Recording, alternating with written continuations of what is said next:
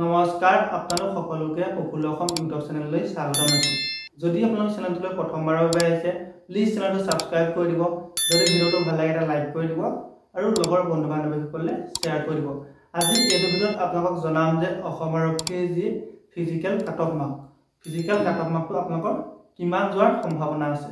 এতিয়া আপোনালোকৰ বহুখিনি ছোৱালীয়ে আপোনালোকৰ 26, 27 বা 28% আৰু বহুখিনি লৰাই আপোনালোকৰ ইউবি তাৰপিছত এপিআৰ আৰু ড্ৰাইভাৰ কনষ্টেবলৰ বাবে আউট অফ 40 ভিতৰত আপোনালোকৰ 29, 30 আৰু 31%।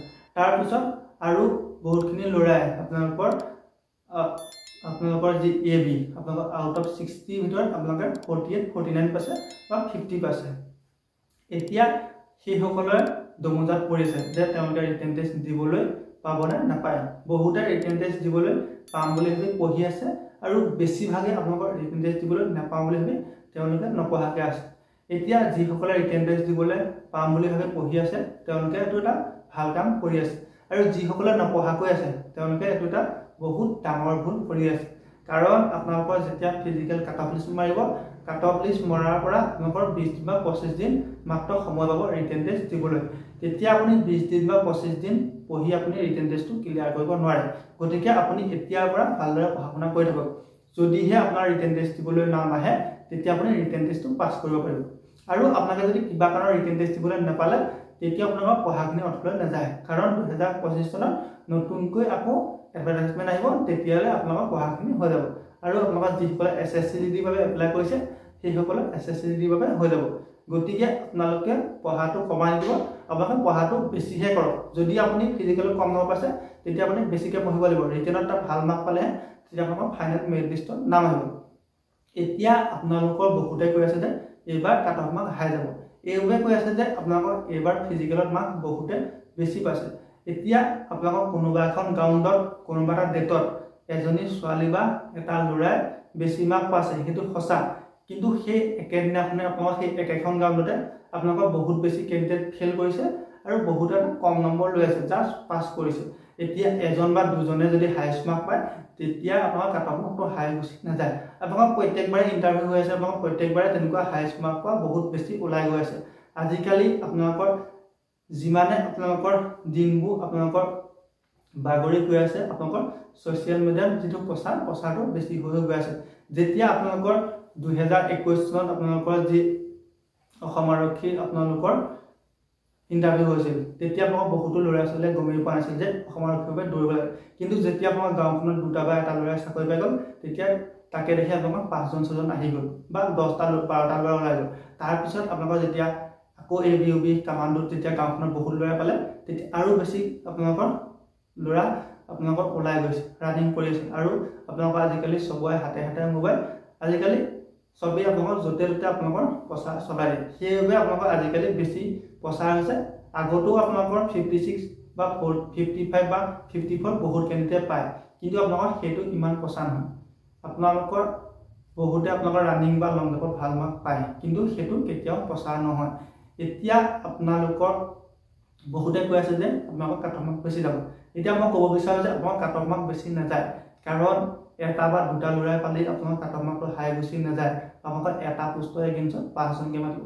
আপোনালোকৰ এটা পোষ্টত আপোনাৰ কোনোবা এখন ডিষ্ট্ৰিক্টত কিমানটা ল'ৰাই হাইষ্ট মাৰ্ক পাইছে সেইটো আপোনালোকক নিৰ্ভৰ কৰিব। গতিকে আপোনালোকৰ কাট অফটো ইমান বেছি হাই নাযায়। এতিয়া আপোনালোকৰ শেহতীয়াকৈ যি আছাম ফৰেষ্ট ডিপাৰ্টমেণ্টৰ আপোনালোকৰ যি নিযুক্তি হৈ গ'ল, আপোনালোকৰ 2023 চনত তেওঁলোকে নিযুক্তি পাই গ'ল।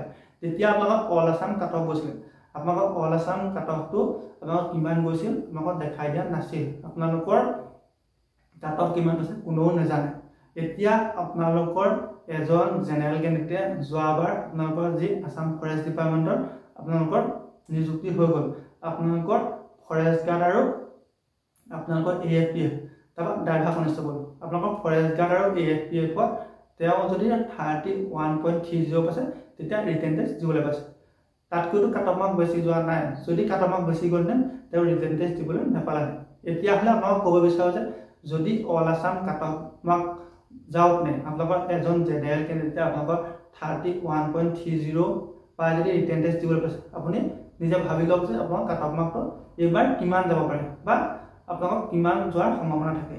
কাৰণ আপোনালোকৰ যেতিয়া জেনেৰেলৰ 31.30 যায় তেতিয়া আপোনালোকৰ OBC 30.30 যাব OBC 1 নম্বৰ বা আপোনালোকৰ পইণ্ট কিবা এটা নম্বৰ হলে কম যাব তাতকৈ আপোনালোকৰ SC আপোনালোকৰ কাট অফ মাৰ্ক কম যাব গতিকে আপোনালোকৰ কাট অফ মাৰ্কটো এবাৰ ইমান বেছি হাই নাযায় আপোনালোকে ভালদৰে পঢ়া শুনা কৰি থাকক এতিয়া বহুতে ক'ব বিচাৰিব যে আপোনালোকৰ ফৰেষ্টত আপোনালোকৰ পোষ্টৰ সংখ্যা বেছি আছিল আপোনালোকৰ ফৰেষ্টত কোনো ধৰণৰ পোষ্টৰ সংখ্যা বেছি নাছিল অসম আৰক্ষীতকৈ ফৰেষ্টত পোষ্টৰ সংখ্যা কম আছিল আধাহে আছিল বুলি ক'ব পাৰি আপোনালোকৰ 2023 চনত যি ফৰেষ্ট ডিপাৰ্টমেণ্টৰ আপোনালোকৰ নিযুক্তি হ'ল তাত আপোনালোকৰ ফৰেষ্ট গাৰ্ডৰ বাবে পোষ্ট আছিল 1226টা তাৰপিছত আপোনালোকৰ AFPF ৰ বাবে পোষ্ট আছিল আপোনালোকৰ 981টা 981 তাৰপিছত আপোনালোকৰ ড্ৰাইভাৰৰ বাবে পোষ্ট আছিল 178টা আপোনালোকৰ টোটেল পোষ্ট আছিল 2385টা আৰু আপোনালোকৰ ফৰেষ্টাৰ বাবে 260 আপোনালোকৰ টোটেল মিলাই আপোনালোকৰ মিনিমাম আপোনাৰ 2700 কিমানটা পোষ্ট আছিল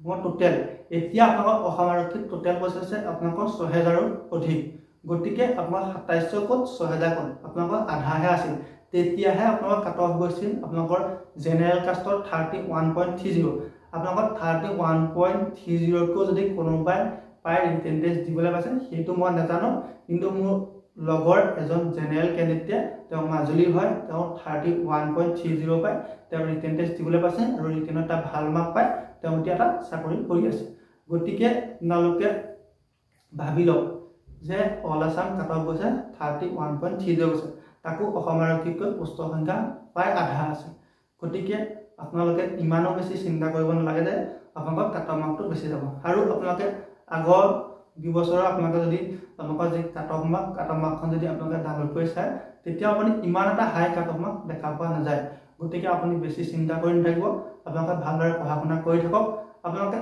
পঢ়ি থাকক মাত্ৰ পঢ়ি থাকক যদিহে আপুনি ৰিটেন টেষ্ট দিবলৈ পায় তেতিয়া কিন্তু আপুনি এটা ভাল মাৰ্ক লাভ কৰিব লাগিব কাৰণ আপুনি যদি 30% বেলেগ এজন যদি 36% তেতিয়া তেওঁতকৈ আপুনি 12টা কোৱেশ্চন বেছি শুদ্ধ কৰিব লাগিব তেতিয়াহে আপুনি তেওঁৰ সৈতে সমান হ'ব গতিকে আপুনি ভালদৰে পঢ়া শুনা কৰি থাকক তেতিয়াহে এটা চাকৰি পোৱা সুবিধা হ'ব আপুনি যদি কাট অফ বেছিকৈ যাব বুলি ভাবি নপঢ়া আছে সেইটো ভুল কৰিছে আপোনালোকে যিসকলে বেছি নম্বৰ পাইছে সেইসকলে পঢ়ি থাকক যিসকলে কম পাইছে সেইসকলে পঢ়ি থাকক মাত্ৰ সকলোৱে পঢ়ি থাকক যেতিয়া আপোনালোকৰ কাট অফ লিষ্ট মাৰিব তেতিয়া দেখা যাব আপোনালোকৰ কাট অফ মাৰ্ক কিমান যাব আপোনালোক কোনসকলে ৰিটেন টেষ্ট দিবলৈ পাব আৰু কোনসকলে ৰিটেন টেষ্ট দিবলৈ নাপায় গতিকে আপুনি ভালদৰে পঢ়া শুনা কৰি থাকক এইটো ক'ব বিচাৰো যে আপুনি পঢ়ক যদি ৰিটেন টেষ্ট দিবলৈ পায় দিব যদি নাপায় নিদিব আপুনি নেক্সটৰ বাবে ভালদৰে প্ৰস্তুত হওক এতিয়াৰ পৰা ভালদৰে সাজু হওক তেতিয়াহে আপুনি যি অসমৰ ৰিটেন টেষ্ট আছে ৰিটেন টেষ্টটো পাছ কৰিব পাৰিব ধন্যবাদ